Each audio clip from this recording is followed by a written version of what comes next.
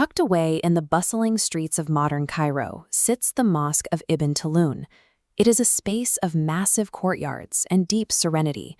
But in the year 905 AD, this exact spot was the center of a catastrophe. An invading commander named Suleiman al-Khatib systematically incinerated the surrounding city of al-Khatai. Every market, home, and wooden palace was burned to ash. As the fire swept through the capital, it reached the outer walls of the Great Mosque. But instead of catching, the flames slid off the red brick. When the smoke finally cleared, the surrounding city was gone, yet the mosque remained standing, its walls largely unmarked by the inferno.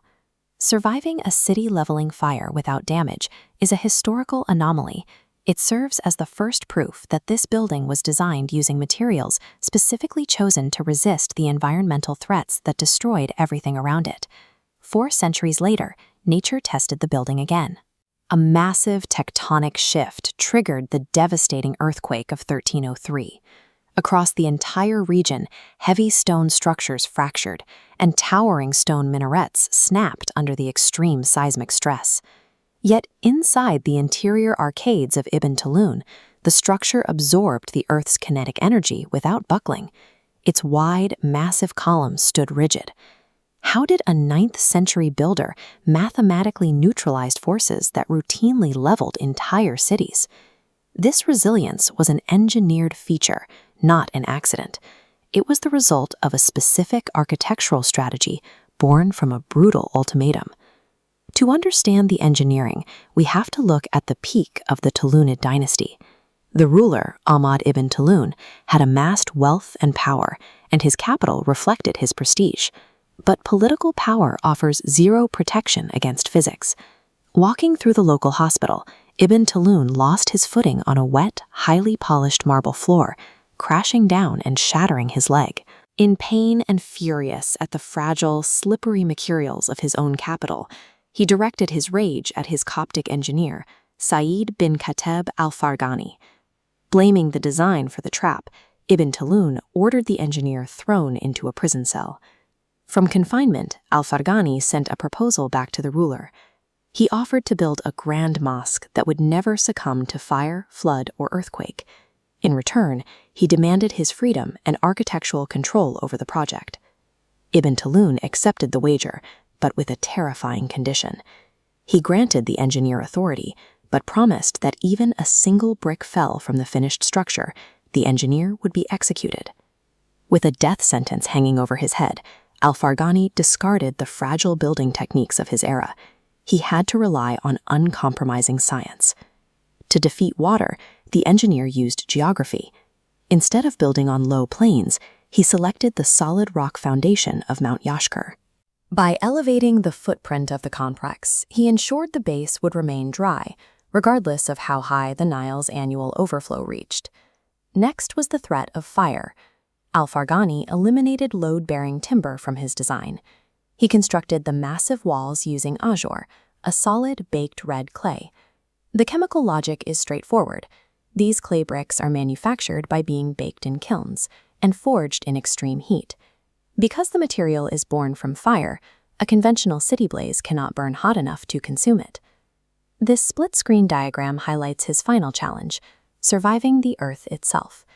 The standard design of the time relied on thin marble columns to hold up heavy roofs.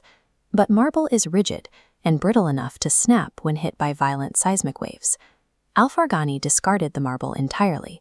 He designed a system of 160 massive rectangular brick piers to support the mass of the roof.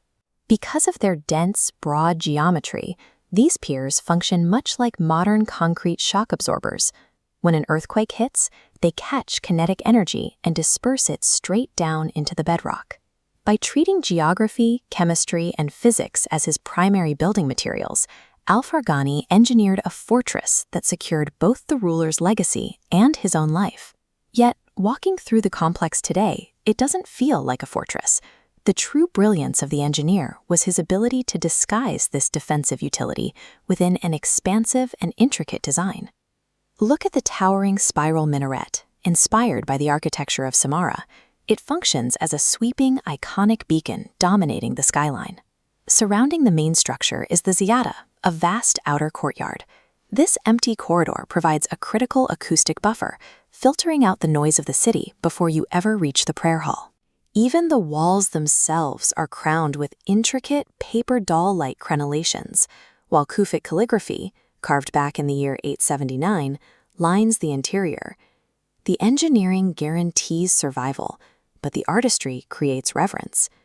The building succeeds because it marries utilitarian physics with a timeless aesthetic.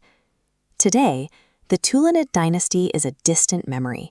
The city of Al-Qatta'i was wiped off the map centuries ago, but this structure remains exactly what it was always intended to be, a living space. The wealth and authority of a medieval ruler eventually vanished, but the defiant, mathematical vision of an imprisoned engineer still stands watch over modern Cairo. Longevity in architecture stems from human ingenuity working in harmony with physical laws, allowing a structure to outlast the empire that commissioned it. After 1,170 years of fires, floods, and earthquakes, the Mosque of Ibn Tulun has not yielded a single inch.